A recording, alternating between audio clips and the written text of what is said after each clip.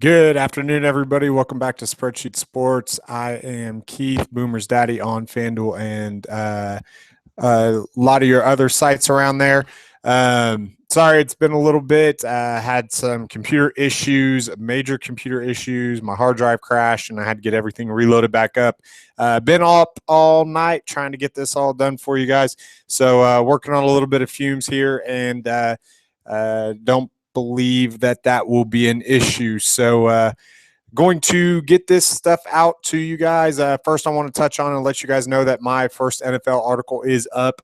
It covers Vegas and how to look at the lines. The way I'm going to be going about it is I'm going to be going little by little, and just to make sure that we don't miss anything, and to make sure that you guys aren't overloaded with information in just one article.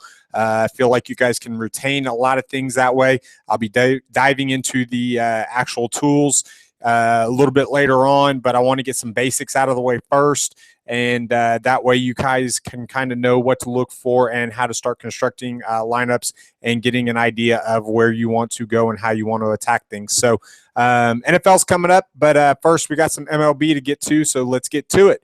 Got the first game of the night. We got the Twins and Yankees. Pelfrey going against Sabathia. This total is at a 9. Give you a little bit of quick of a rundown. If they are alive and breathing against CC Sabathia and batting from the right side of the plate, then I like them. I like Dozier, Hicks, Sanu, Plouffe, and Hunter a little bit more than anybody else, just because they can put the ball out of the yard. And obviously we know that chicks dig the long ball. So we want to make sure that we get those home run hitters in our lineups tonight, because with Coors Field in play, it will be a high-scoring night. As far as the Yankees are concerned, Sabathia is a minus 149 favorite, but that, like I said, that has nothing to do with his talent. The Twins are still projected to score over 4 runs, and the Yankees close to 5. So you're going to want to have some exposure to this game, especially if you're going to take the tournament option of fading Coors Field altogether, because you are going to need to pair up people from these other high-scoring games. Jacoby Ellsbury, Brett Gardner, they're both 3K apiece. You're going to need to find some value tonight. That's not a bad place to start right there. I think I'm going to fade A-Rod tonight just because he's 3.6K on FanDuel, and I can find a better third baseman for a little bit more expensive or a little bit cheaper.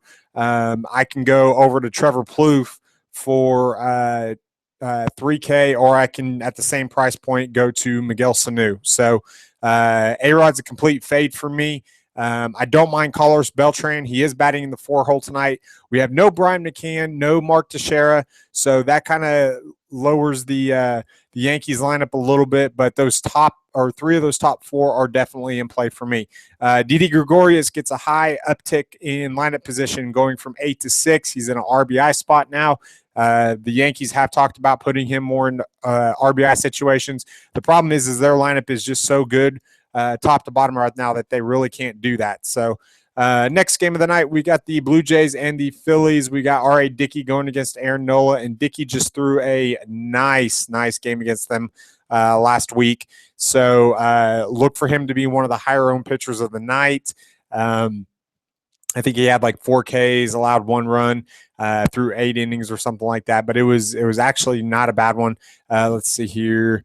Looking up R.A. Dickey and against Philly. Actually, it was last month. And, yep, he had 16 fantasy points on DraftKings, on FanDuel. He threw 8 innings, walked let's see here. Walked 1, struck out 4.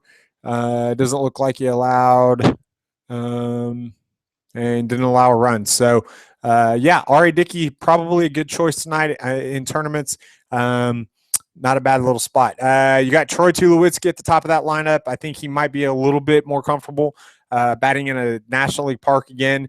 But Josh Donaldson, Jose Bautista, Edwin Encarnacion, Russell Martin, Ezekiel Carrera, Ben Revere, Ryan Goings. If they're alive and breathing for the Blue Jays, I like them as well. As far as for the Phillies are concerned, Chase Utley is not a bad 2.5K punt.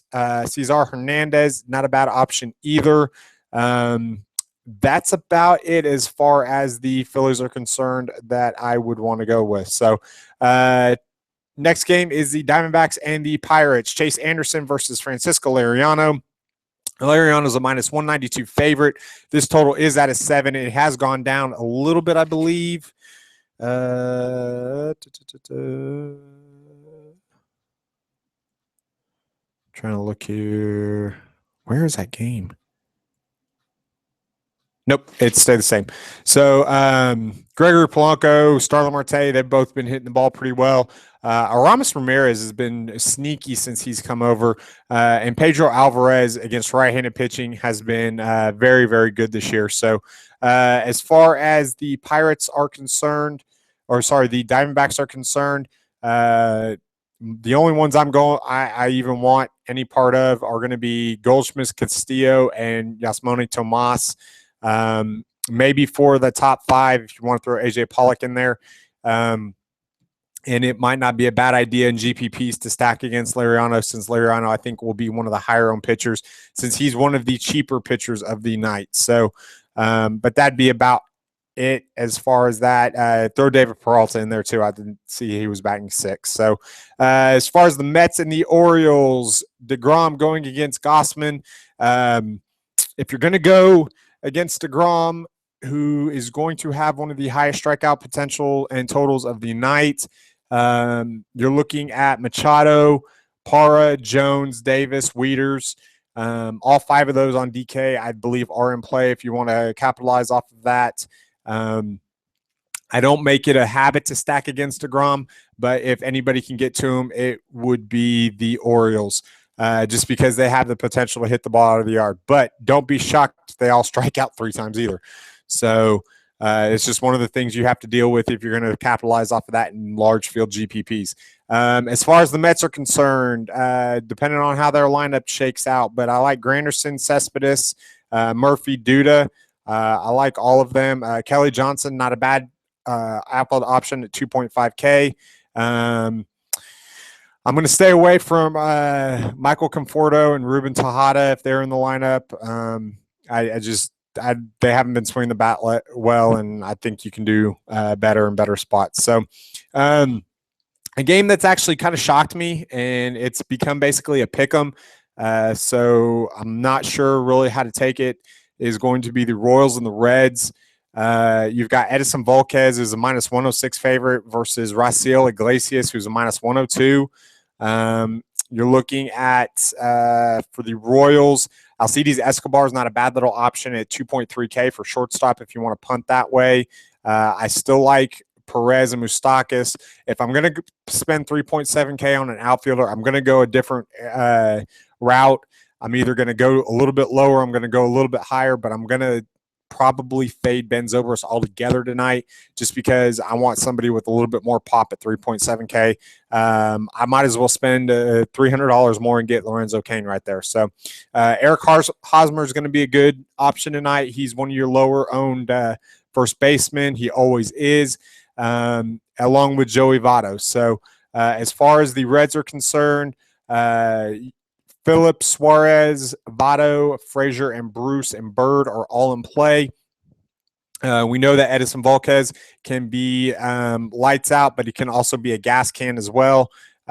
He can come out and just wet the bed, or he can come out and shine and end up getting you 13 to 18 points. So I'm going to pick on the side of wetting the bed, and I will have some exposure to Reds in my lineups tonight. Next game, the Indians and the Red Sox. We've got Trevor Bauer versus Eduardo Rodriguez. This game is a 9. Like I said before, if you fade Coors Field completely, make sure that you have exposure to the Red Sox, the Rangers, and the Yankees games, because if you don't, then you could be asking for trouble. I think you can find some good value in these spots as well, in order to fit some of your higher price pitchers up there that you're going to need to find, or you're going to need in order to fit them in. Pablo Sandoval, I like him tonight against Trevor Bauer. Let's see if we've got any history here. Nope, absolutely none. That's worth it. David Ortiz is going to be in a good spot again.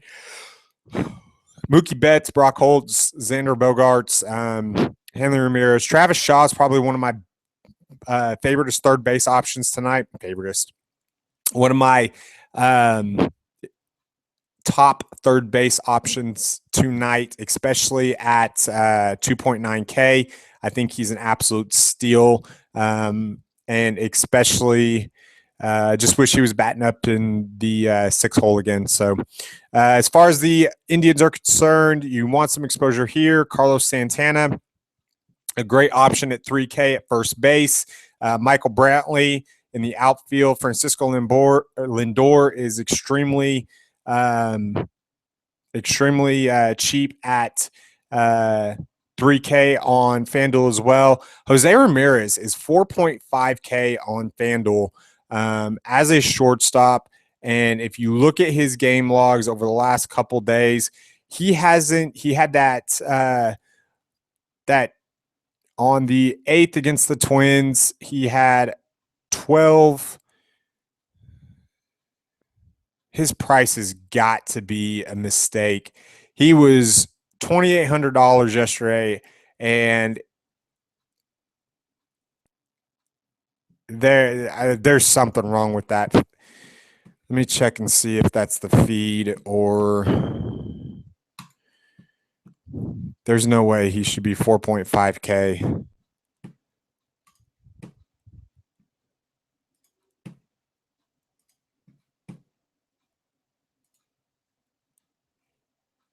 He's not. Okay. Jose Ramirez is 2.7K. So my source has it wrong where I get all the games and everything in one spot. So don't worry about that at all. You won't have to worry about that. He's 2.7K, not 4.5K. I still like Francisco Lindor a little bit better. That just makes more sense out of it. So you should be good there. Ryan Rayburn makes an appearance tonight against the lefty. Abraham Almonte and Jackie Bradley's not in the lineup.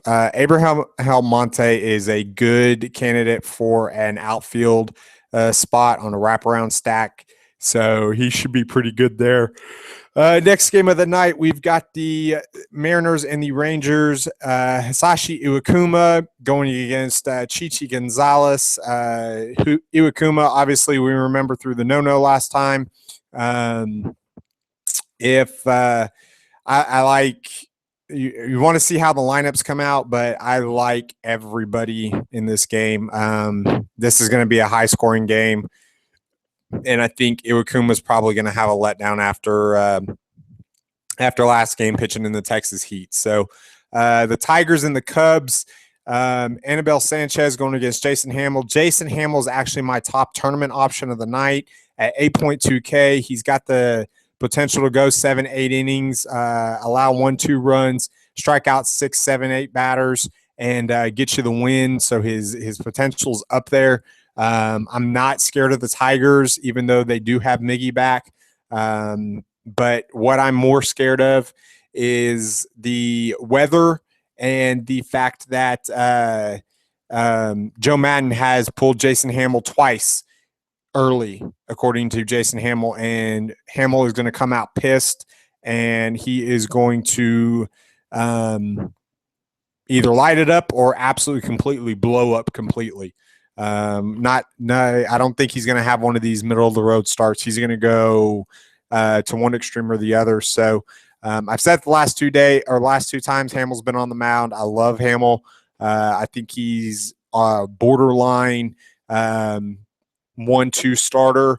Obviously, with John Lester in that rotation and Jake Arrieta, then he doesn't get a lot of credit, but he has the potential to actually have monster games. So he's going to be low owned because of the weather and because he's got pulled twice and because he's facing the Tigers with Miggy. So that's a great tournament play, in my opinion. Got Marlins and the Brewers. Adam Conley versus Tyler Cravey. This total is at an 8. I love D. Gordon tonight. I love Martin Prado tonight. And I love Justin Bour. You can use the Marlins as value fillers in your lineups in order to make sure that you get some of these higher price pitchers if that's the way you want to go. Obviously, Clayton Kershaw is throwing tonight, so he's going to be a heavily owned cash game pitcher. As far as the Brewers are concerned, Gene Segura at 2.2K, Jonathan Lucroy at 2.7K. Lucroy was one of the chalk plays last night, and he actually didn't play, or he didn't have any points. No, wait, he did. So he had 0.25 points. So he kind of let everybody down. He's really kind of fallen off this year after having a good year last year. So, but I like Lucroy, Ryan Braun, Chris Davis, all at the top of that lineup. If you want to find some value, you can go to the bottom of that lineup. Go Logan Schaefer, Elian Herrera, Hernan Perez, Jason Rogers. But I won't be touching them, and I'm going to be staying away. If I'm playing any Brewers, it's going to be at the top of that lineup. So next game is the Rays and the Astros. We got Jake Odorizzi versus Scott Feldman. Odorizzi has some reverse splits, so I will be targeting right-handed bats against him. Marwin Gonzalez, or sorry, not Marwin Gonzalez, Carlos Correa, Carlos Gomez, both of them are in play. They're some of my top outfield or options of the night. Not outfield, but top options at their position of the night. For the Tampa Bay Rays, going against Scott Feldman, John Jaso, Grady Sizemore, they're both they're both under 3K on FanDuel. James Loney, glorified singles hitter. Maybe I like stacking the bottom of that lineup, actually. Logan Forsythe, Asdrubal Cabrera, Kevin Kiermaier, Kurt Casale, all in play for me. Very, very good value, and I think that they could actually get to Scott Feldman tonight. Watch out for weather in this one. Looks like a pretty decent shot at some rain approaching 8 o'clock or so. Giants and Cardinals, we got Ryan Vogeldong versus Lance Lynn. Obviously, any lineup or any lefty that's in the lineup against Vogelsong, we're going to target. You'll see Brandon Moss. You will see Colton Wong, Matt Carpenter. They were all in play for me tonight. As far as the Giants are concerned against Lance Lynn, Lynn kind of blew up last time, and a lot of people are going to be off of him because of the fact that he was the chalk pitcher on a short slate and did absolutely nothing, allowed 4 runs in 2/3 of an inning. What's interesting about that team last week, or that night last week, is a lot of people still cashed with Lance Lynn in their lineups, getting them negative points. So you can imagine if he got negative points for them, then what would have happened if he would have got had a decent game. So let's see here.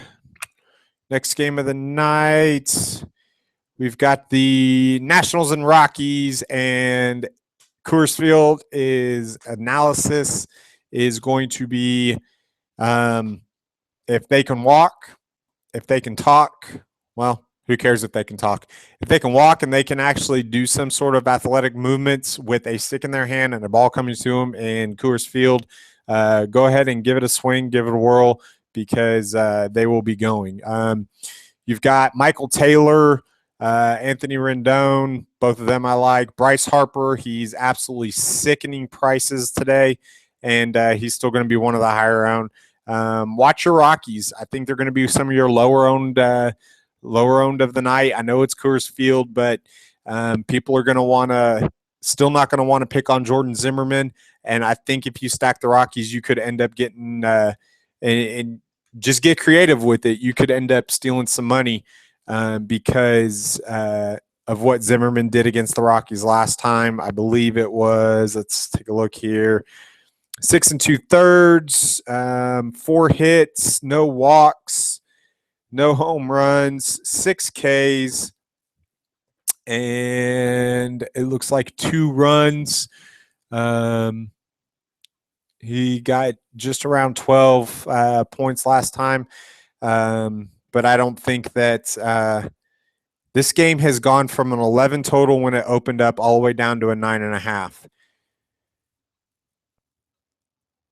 Huh. The weather or the looks like the temperature has dropped tremendously. It's going to be in the mid to high 60s. So that might keep some people off of them. Good. I like that. Next game is the White Sox and the Angels. We got John Danks going against the identity crisis, I guess you would call it.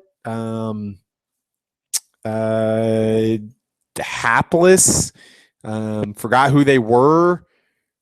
I mean, you name it. John Danks pitched into the 8th inning last time against these Angels. Allowed 5 hits, walked 3, 2 strikeouts. Only got, looks like, 8 fantasy points, but he allowed 2 runs, but he pitched decently. Don't look for that to happen again. Don't look for that to happen again. It looks like CJ Crone.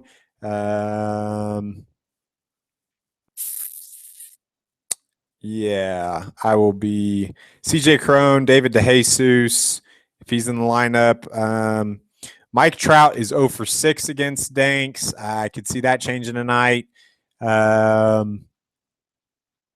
So those could be some options tonight. I don't think that it's going to be hard to fit Mike Trout in if you're going Bryce Harper, Coors Field, or anywhere else. I just feel like that might be the way to go in tournaments just because not a lot of people are going to be on them. And to say not a lot of people are going to be on Mike Trout is very, very odd.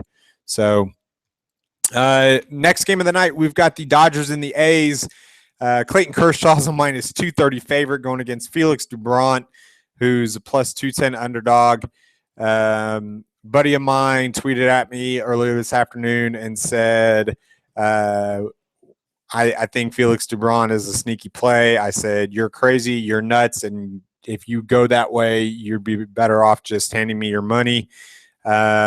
This game could be 2-0, you know. But Kershaw's ceiling over Doubront is absolutely crazy. Man, this lineup's hard to figure out because of Don Mattingly, but I like Adrian Gonzalez, Justin Turner if he's in that lineup tonight. Scott Van Slyke is always highly owned when he's facing a lefty. I think it might be a good fade for him tonight. Of course, I say that, and he'll probably hit a home run now. But Yasiel Puig is back below 3K, so he's kind of up and down. So ride those waves as you can. For the Oakland Athletics, no thanks. Next game. Last game of the night, we got the Braves and the Padres. Cameron Maybin, he is out for, I don't want to say blood, but he is out to show the Padres exactly what they missed. So he played really, really well last night. I believe he had a home run as well later on in the game. He's actually surprisingly having a very, very good year. He's been one of the most consistent fantasy players this year on a consistent basis. Out of his last, let's see here, 1, 2, 3, 4, 5, 6, 7, 8, 9, 10. Out of his last 10 games, he's eclipsed 5 points, 1, 2, 3, 4. So that's pretty good. And that's on FanDuel. So that's pretty good considering the the nature of it. I mean, you got Matt Whistler going against James Shields. James Shields is going to be one of your higher-owned pitchers of the night just because of the strikeout potential, and he's a minus 182 favorite. He's pitching in a pitcher's ballpark. Him and Clayton Kershaw, there's going to be a lot of tournament movement tonight after these late games start. So don't blow all your eggs in one basket. It might be a good idea to load up on offense for the East Coast games and throwing your pitcher on the West Coast. So I wouldn't mind that kind of working backwards tonight. So it could be a good way to go. So, all right, guys, that is going to do it for today. I'm going to call it an afternoon. I'm going to go take a nap for about an hour before I get busy building my lineups. Been up all night for you guys, getting my computer ready. I'm excited to be back, excited to start contributing some good quality articles again and some videos for you guys to know my plays. That's kind of how I'm going to do it over the next couple weeks. I'm going to focus NFL articles, and the podcasts are going to be MLB. And I'll throw in some tool analysis and dive in and stuff like that as we get through the actual NFL introduction, crash course, as you will. I'll throw in some of our spreadsheet tools and stuff as well that we have going on. We'll be doing some college football as well. Obviously, I live in Oklahoma, so college football is huge. Got my OU stuff you can see behind me. We'll be going big on that. So I hope that's something that you guys enjoy, is the fact that I rep my teams, and even when they're as bad as the Rockies, I still rep them. So guys, enjoy. Have a great night tonight. I will talk to you tomorrow. Don't forget to check out my article on Spreadsheet Sports under the NFL tab. As always, leave your comments on the Google+. Go ahead and subscribe to the YouTube channel, and we will make sure that we keep giving you good quality content. For Spreadsheet Sports, this is Boomersdaddy. Good luck tonight.